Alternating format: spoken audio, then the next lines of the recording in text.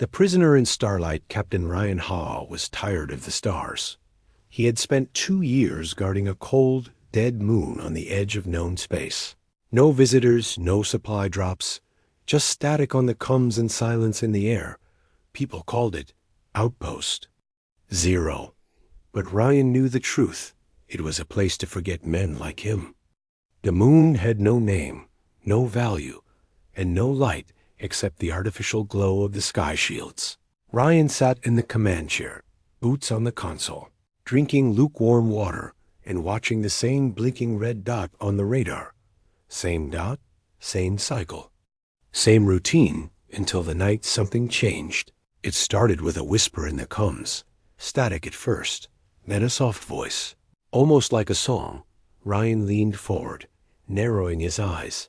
"Repeat transmission," he said, but there was nothing. Only silence. Then the radar beeped.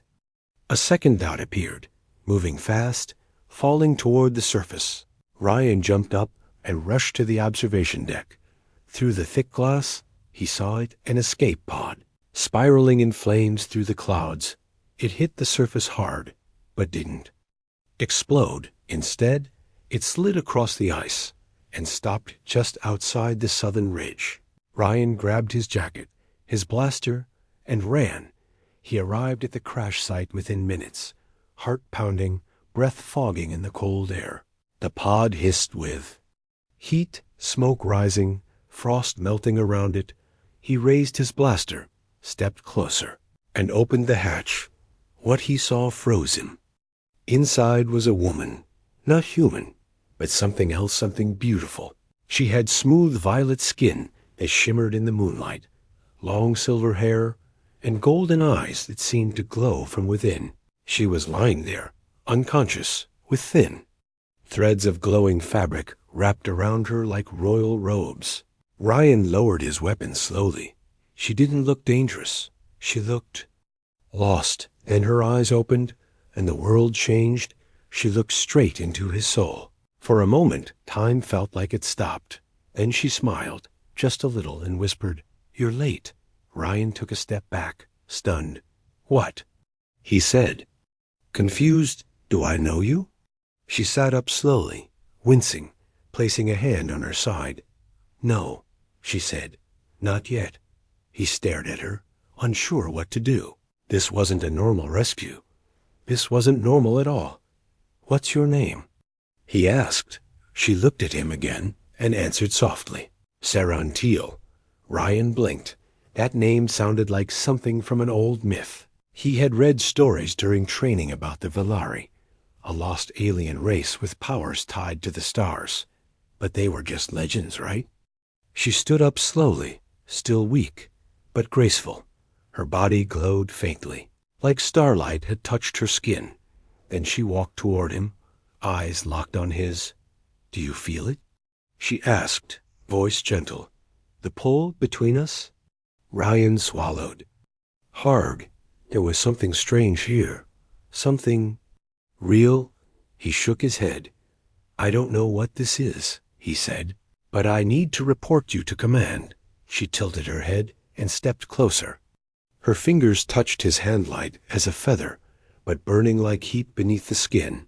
"You won't," she said, "because they won't answer." Ryan tapped his cum. "Command, this is Outpost 0, he said. "I have a situation." Silence. Then static, nothing more. She smiled again, sad and knowing. "I told you," she whispered. "They sent you here so no one would listen."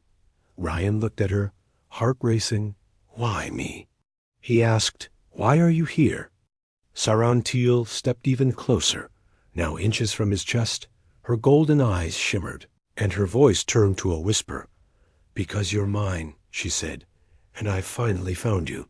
Ryan froze. She reached out, wrapped her arms around him, and hugged him softly. Not like a stranger, not like a soldier, like someone who knew him. Deeply, like someone who had been waiting forever. He should have pulled away, but he didn't. The stars above shone down, and for the first time in years, the dead moon didn't feel so empty. But deep in the clouds above, something else was. watching, and it was coming fast. The bond she cannot break. Ryan stood frozen as the alien woman held him. Her arms were warm, her presence calm, but his mind screamed with questions. He had never seen her before. Yet something deep inside whispered that he knew her. That name, Sirantil, echoed in his thoughts like a song from a forgotten dream. Slowly, Ryan pulled back and looked into her glowing golden eyes. "You say I'm yours," he said carefully. "But what does that even mean?" Sirantil touched her forehead to his and whispered. "It means your soul has always called to mine." He stepped away quickly, blinking hard. "Look, I don't know what kind of mind tricks you're using, but I'm human," he said. "We don't do soul calling or glowing dreams," she gave. A quiet smile, full of patience, like she expected this. "You dream of a burning tree under twin moons," she said softly. "You wake up feeling like someone is missing." Ryan froze. That dream had haunted him since childhood. He had never told anyone, not even during deep psych scans and training. "How do you know that?" he whispered. "Because I see the same tree when I sleep," Sirantil said, her voice trembling. "It's part of the Valari bond." She sat down on a piece of metal from the crash and took a deep breath. "Let me explain," she said. "But you must listen." Ryan stayed silent, but didn't walk away. Something in her tone felt honest, even if it made no sense. Sirantil began to speak, slowly. "There are only 3 types of bonds in the galaxy," she said. "Family, command, and soul. The first 2 fade," she continued. "But the third one pulls across lifetimes." Ryan frowned. "You're saying this is fate?" "I'm saying we're tethered," she said.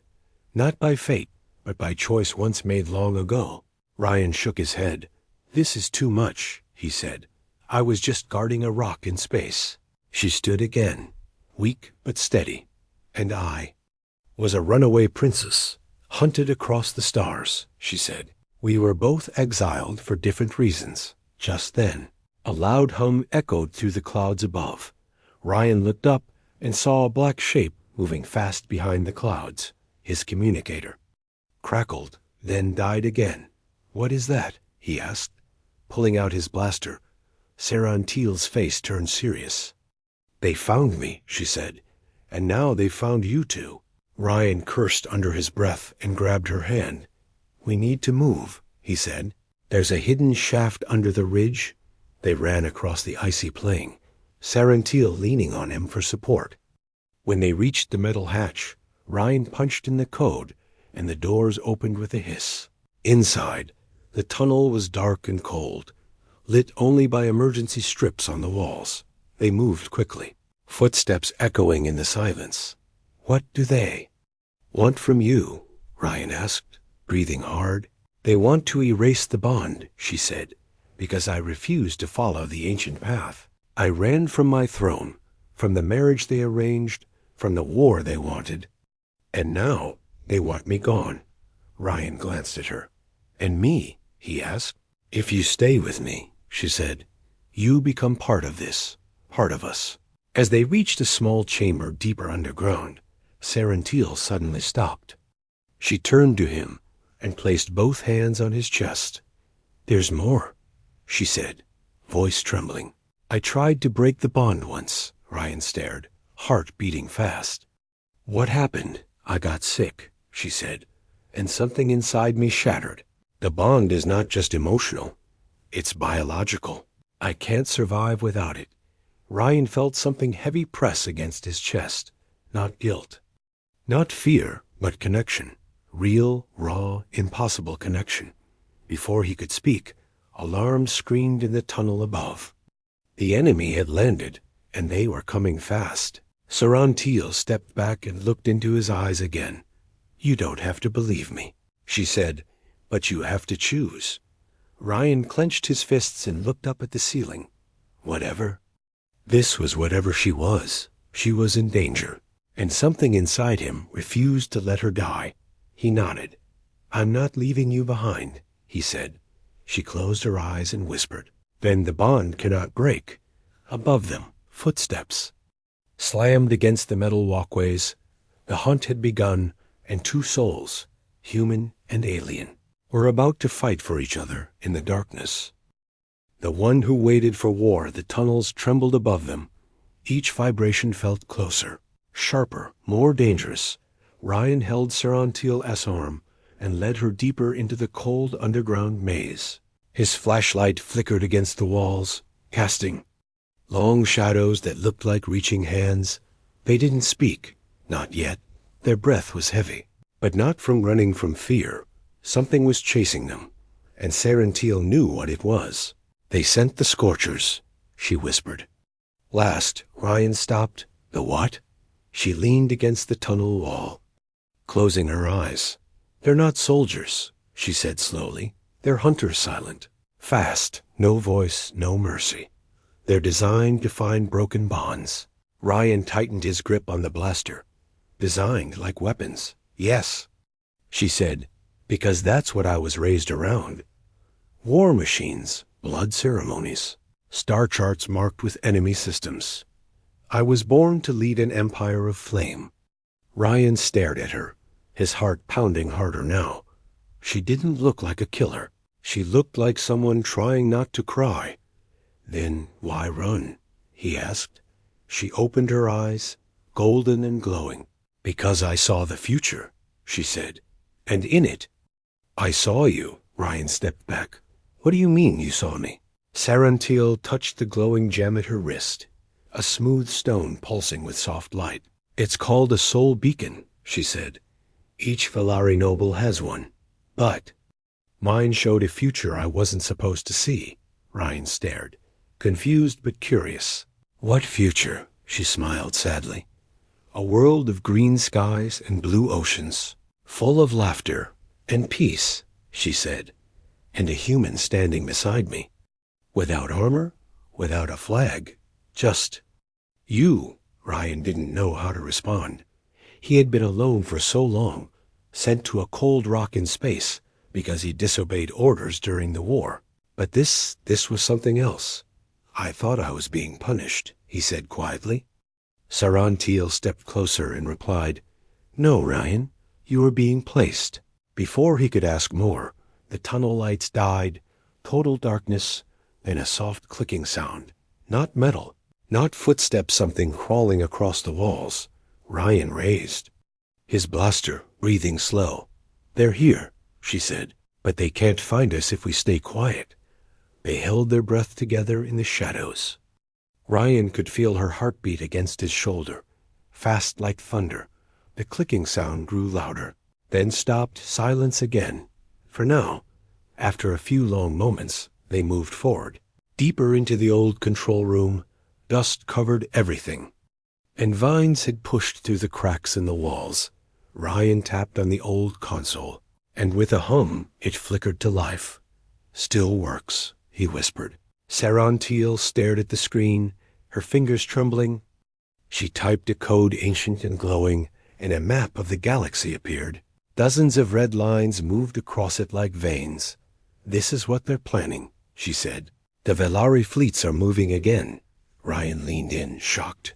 You said you left that life behind. I did, she said, but the war never stopped. They kept fighting without me. But now that I'm found, they'll use me again. Ryan felt the weight of it all. This wasn't just about him anymore. This was about something much bigger. What do you want me to do? He asked. Sarantil turned toward him, her hands still glowing from the console light. You already did it, she said. You remembered. Ryan blinked. What? She stepped forward, close enough that her voice was a whisper. Before this life, in the echoes of time, we met on a world that no longer exists. We made a vow to find each other again. If the stars ever fell. I don't remember that, Ryan said, confused. But your soul does, she replied gently.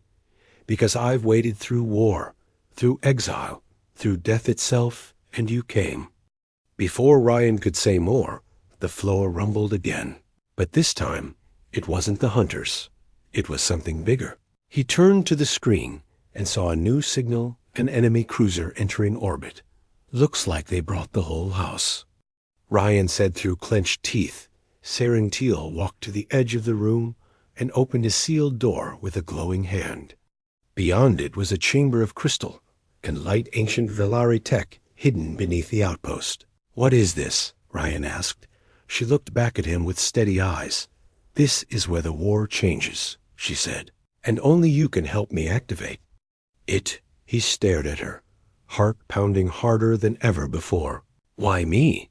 She walked to him slowly, placed her hand over his chest again. "Because I'm the one who waited," she said, "and you're the one who remembered." Then she whispered, "It's your turn to believe." And outside, the stars began to burn. Escape into the silence. The air was thick with pressure, not from heat, not from gravity, but from something ancient waking beneath the moon. Ryan felt it in his bones. Sarantil felt it in her blood, behind them. The control room lights flickered again. The old machinery moaned like it remembered a war from 1,000 years ago. Outside, the enemy cruiser locked into orbit. Its shadow stretched across the ice, like a hand reaching to crush them. "We don't have time," Ryan said, grabbing Sarantil's arm. But she didn't move. Her eyes were locked on the glowing chamber in front of them.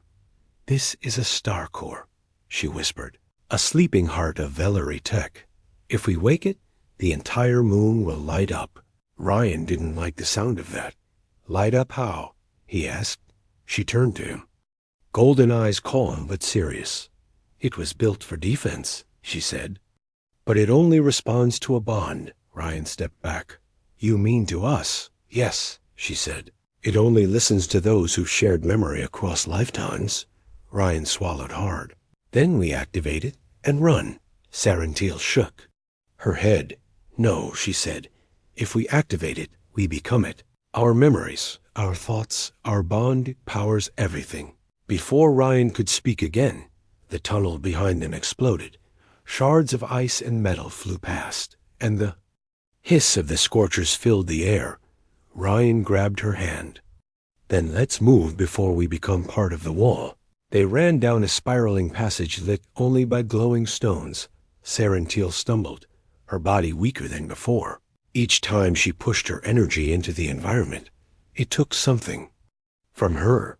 "You're draining yourself," Ryan said, breath ragged. "I know," she whispered, "but I can't let them take you." They reached a chamber hidden beneath layers of frozen glass. Inside was quiet, still, and pulsing with low blue light. The walls were carved with symbols Ryan couldn't read, but one looked like him. A human figure standing beside a star-wrapped woman, both surrounded by flames and wind. "What is this?" he asked, confused. Sarantil touched the wall gently. "It's the prophecy," she said. "The one my people burned to hide. The one that says a human and a Velari would bond not for conquest, but for peace." Ryan stepped closer, and that scared them. "Yes," she said, "because peace means they lose their thrones." A loud thud echoed above them, enemy boots in the hall. They were close, maybe a few meters away. Sarantil's body flickered with soft light. "I can seal the door," she said, "but it'll cost me." Ryan grabbed her wrist. "No more costs," he said. "We do this together." He stepped forward, toward the glowing pedestal in the center of the room. It called to him soft, like a whisper in his mind. "Place your hand," she said gently. "I'll place mine too." They pressed their palms against the stone. It was cold, then warm, then something else. A pulse of light burst out, blue, silver, gold, like their memories were being read and recorded. Ryan saw flashes. A war long ago, a burning sky, a young Velari woman holding his hand as they ran through fire, her tears on his cheek, her voice in his ear. "You promised you'd find me." His knees almost buckled. Sarantil caught him, her hand gripping his tightly. "You see it now," she whispered. "The truth that never died." He looked at her and nodded slowly. "I remember." A crack formed in the chamber ceiling as the energy surged, but the walls around them turned smooth and bright. Velari metal rearranging itself like it was alive. The hunters outside screamed, not in anger but in fear. They felt the bond, Sarantil said. It's too late for them now. The chamber sealed itself completely. Outside, the enemy pounded on steel, but it wouldn't move. The star core had chosen. The moon now belonged to the bonded. Ryan turned to Sarantil. Her body shimmered like stardust, but her voice was clear. I won't be able to leave this place, she said. Not unless the bond fully roots. Ryan stepped forward, pulled her into his arms. Then I'm not leaving either, he said. She leaned into his chest, her voice a whisper against his skin. I was never afraid of the war, she said, only of waking alone. He held her tighter. You're not alone anymore. As the hunters screamed and vanished in bursts of flame outside, the star core pulsed with light, and the silence became their shield. The bond could not be broken. Not now, not ever. The memory of fire, the chamber glowed like a heartbeat. Soft blue turned to gold, then to crimson, pulsing with memory. Ryan stood with Sarantil in the center, both locked in silence. But inside their minds, the past had begun to break free. He clutched his head as a burning image filled his thoughts.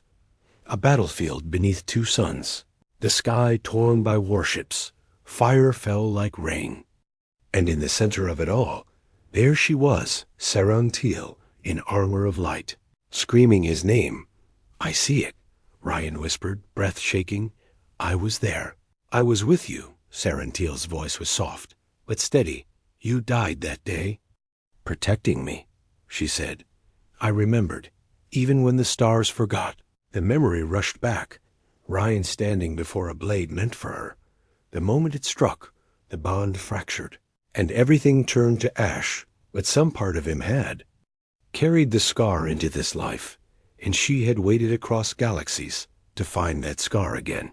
Ryan stumbled, knees hitting the floor. I felt the pain for years, he said, but I never knew why. Sarantil knelt beside him. It's not pain, she said. It's proof the bond still lived. The chamber's walls shimmered with flame-shaped symbols. The star core had accepted their truth. Now it demanded a choice. A panel rose from the floor. Glowing with ancient Velari script, it showed two paths. One led to escape, to running, to hiding again. The other lit the core fully, awakening the weapon that could burn their enemies from orbit. Ryan stared at both. I don't want more fire, he said. I just wanted peace. Sarantil touched his shoulder. Then make the fire yours, she said. Use it not to destroy, but to protect.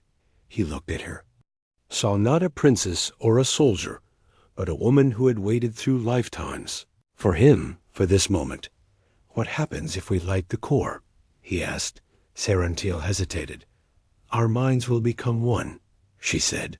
Our memories will merge fully. You will know me, everything I've done, and I will carry all of you. Ryan took a deep breath. That doesn't scare me, he said.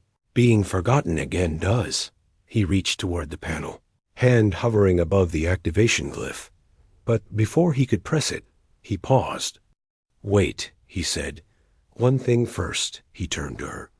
Tell me why you waited. Sarantil's lips trembled. Because no one else ever looked at me and saw me. She said, they saw a weapon, a title, a future queen. But you saw the girl hiding in the garden, the one who just wanted to laugh. You died for her once. I thought I could live for you this time. Ryan smiled. Then he placed his hand on the panel. Sarantil placed hers beside his. The star core lit up in blazing gold. A shockwave rolled through the moon, lighting every tunnel. Outside, the Velari cruiser tried to rise, but its systems shattered. The fire from below reached the sky. But it wasn't rage, it was memory. Ryan and Sarantil floated in light. Eyes closed, minds merging. He saw her as a child, running through gardens of crystal. She saw him as a young cadet, fighting injustice on his first mission. He felt her fear the day she ran from her wedding. She felt his grief the day he was exiled. All the pain, all the joy, all the waiting it fused into one soul. The bond completed. When they opened their eyes, the fire was calm. The enemy ship above was gone, melted into debris by the truth it tried to erase. And in the stillness, Sarantil leaned against Ryan's chest. "You're not dreaming anymore," she whispered. Ryan kissed her forehead and said, "No, I'm finally awake." And beneath the scorched stars, two souls who had burned before now stood whole, not for war, not for victory, but for love that even fire could not erase. The sky cracks open. The sky above the moon was no longer still. It cracked open like glass under pressure. Lightning surged through the clouds, splitting the heavens into fire and ash, and from the wound in the stars, more warships poured through. Ryan stood beside Sarantil on the icy ridge outside the chamber. The star core burned behind him, a pulse of golden energy keeping the hunters away. But now, a new storm had come, one that no hiding place could stop. "They've brought the Royal Armada," Sarantil whispered, voice tight with fear. Ryan looked up, eyes wide. Dozens of ships, some shaped like blades, others like serpents, all glowing with ancient Velari runes. A show of power, a message: surrender her or die with her. Ryan gripped his blaster tighter, knowing it would do nothing against ships that could split moons. "They came to burn us," he said. "No," Sarantil replied. "They came to erase us. They fear what we've become." The air cracked again, and one of the enemy ships fired a pulse toward the surface. It struck the ground a mile away, vaporizing mountains like dust. Ryan flinched, but Sarantil stayed calm, her hands glowing brighter. "What are you doing?" Ryan asked. "I'm unlocking the second core," she said. "The part that only awakens after the bond is sealed." The ground beneath them trembled, not in fear, but in awakening. The moon itself responded to her heartbeat. Blue veins of energy erupted across the ice, spreading like a spiderweb around them. Ancient Velari tech buried deep for thousands of years now opened like blooming flowers. A massive ring rose from the ice, surrounding them in golden light. "It's not just a defense," Sarantil said. "It's a beacon." "A beacon for what?" Ryan asked. She turned toward him. "For the forgotten," she said. "For every bonded soul who ran, who was hunted, who was silenced, they will hear this light and remember who they are." Ryan looked up as the light blasted into space like a column of truth. The Armada paused, confused. Then the combs crackled, and voices flooded in. One by one, ships across the stars responded. "This is Commander Rahl of the Velari Reclaimed. We see your signal, we remember. This is Allah from the Lost Moons. You are not alone. This is the Flame Twin. We've waited for this day." Sarantil's eyes filled with tears. "They came," she whispered. "They all came." Ryan stepped beside her and placed his hand over hers. The bond between them pulsed again, stronger than before. Not just a memory, now a force of unity.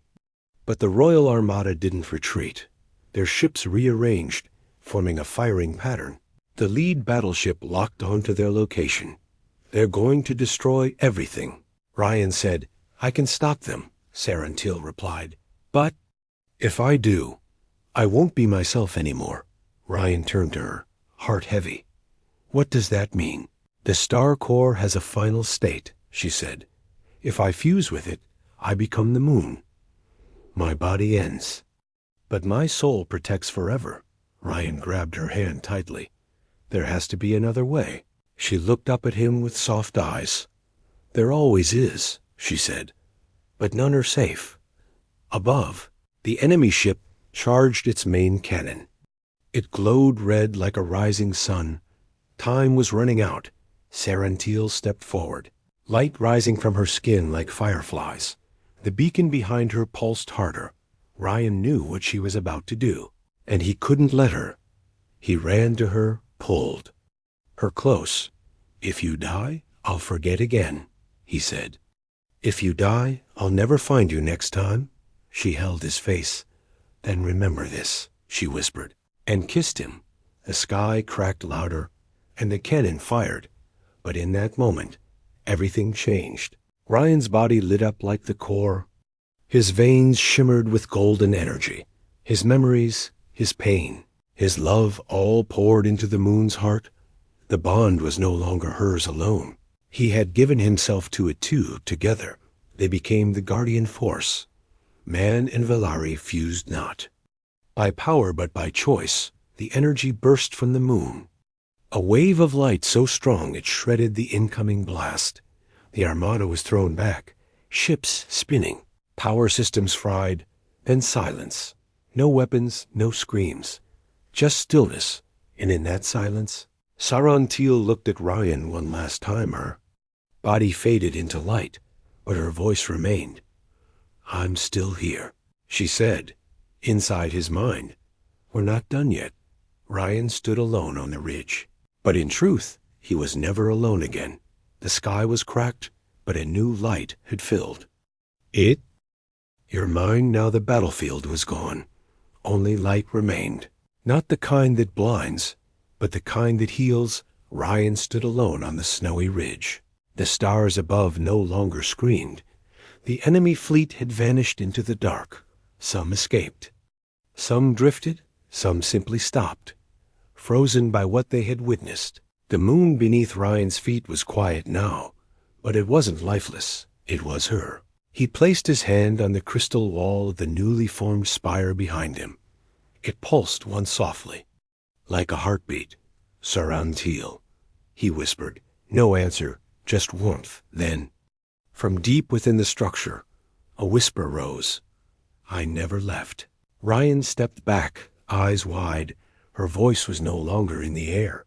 It was in him, inside every breath, every thought, every memory that now belonged to both of them.